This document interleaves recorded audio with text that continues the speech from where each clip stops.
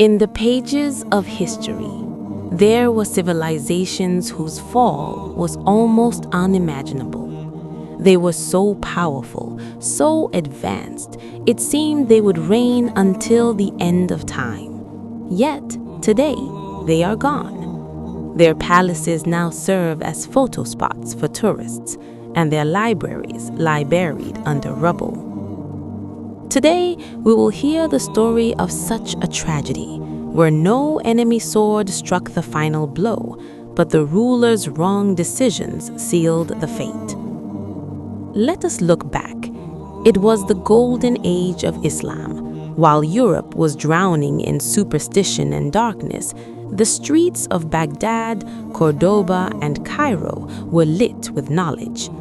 When kings on the other side of the world didn't even know how to write their names, Muslim scientists were discovering eye surgery, calculating the Earth's diameter, and mapping the movement of stars. Justice was the foundation of society. Even a common person could question the Caliph. Knowledge was their pride. But this grand civilization eventually collapsed. Why? Because with prosperity comes luxury, and with luxury comes blindness. The rulers forgot that this civilization was built on the swords and sweat of their ancestors, not to lounge on velvet thrones. The first mistake was forgetting one's roots. When rulers thought power was their birthright and people were their servants, the seeds of downfall were sown. Let us see how, in the land of Spain, one mistake reduced an 800-year empire to dust. Spain, or Andalus, was once paradise on earth. Its architecture, gardens, and scholarship made European kings burn with envy. But how did this paradise turn into hell? The greatest reason was division. The rulers of Andalus fractured the Caliphate into smaller kingdoms called the Taifas. These small states began to fight one another as if they were mortal enemies. The most shameful chapter, one Muslim ruler called upon a Christian king to help him defeat his own brother. He handed gold to the infidels so they could come and kill his brother. The Christian kings were only waiting for this chance. They took the gold, killed his brother, and eventually expelled the very ruler who sought their help. 1492. The fall of Granada. The last Muslim ruler, Sultan Boabdil, left the Alhambra palace with tears in his eyes, and his mother whispered this historic advice: "Do not cry like a woman for what you could not defend like a man." The mistake was seeing the enemy as a friend and a brother as an enemy. Rulers blinded by greed forgot that no one survives alone. Survival requires unity. Andalus teaches us that outside enemies cannot destroy you as long as you are not divided from within. Now, let's travel to Baghdad. At that time, it was the world's capital of knowledge. Scholars at the Bayt al-Hikmah, or House of Wisdom, were conquering the world of science, while the royal palace painted a different picture. The ruler's mistake was denying reality and indulging in luxury. The Abbasid caliphs were so immersed in harems, music, and poetry that they had no time to watch what was happening at the borders. The army weakened, soldiers were unpaid, yet the palace overflowed with lavish festivals. From the east came a terrible storm, the Mongol army. Hulagu Khan, grandson of Genghis Khan, besieged Baghdad. Caliph al-Mustasim thought that offering some gold would make them leave. He underestimated the enemy, believing respect could be bought, not earned through strength. 1258, Baghdad was destroyed.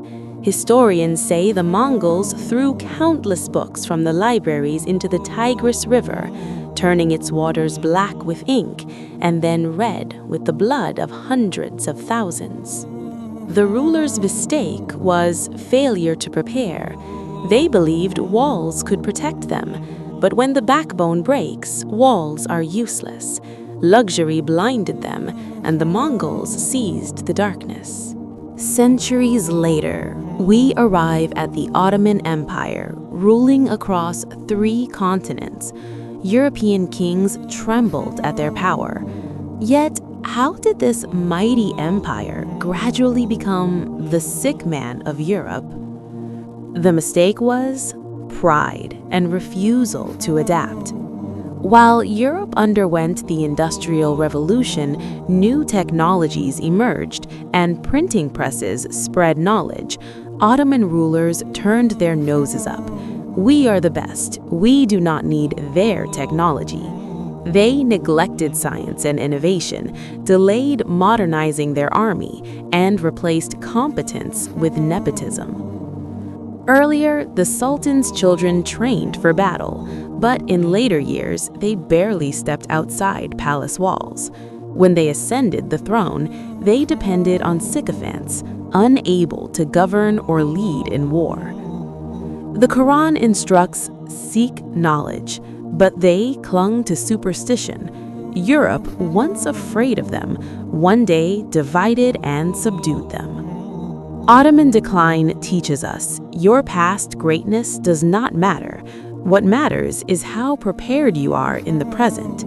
Those who refuse to evolve are erased by time. So far, we have heard the history of history. Andalus, Baghdad, the Ottomans, different times, different places. Yet, don't the causes of their downfall feel familiar? Looking at today's Muslim world, what do we see?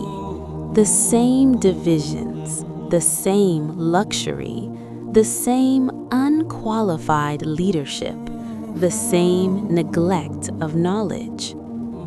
Allah clearly states in the Quran, in Surah Al-Ra'd, Ayah 11, indeed, Allah will not change the condition of a people until they change what is in themselves.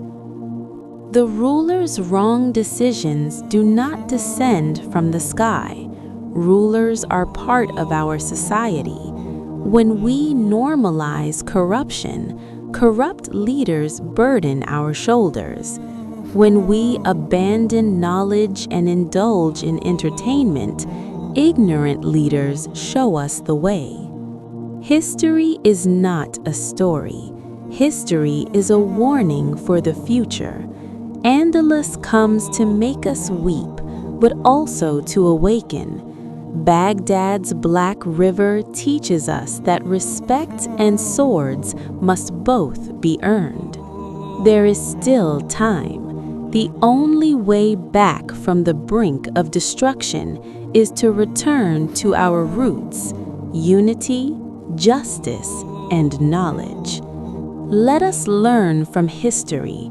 For those who ignore history, history does not forgive. Ask yourself, what kind of history are we leaving for the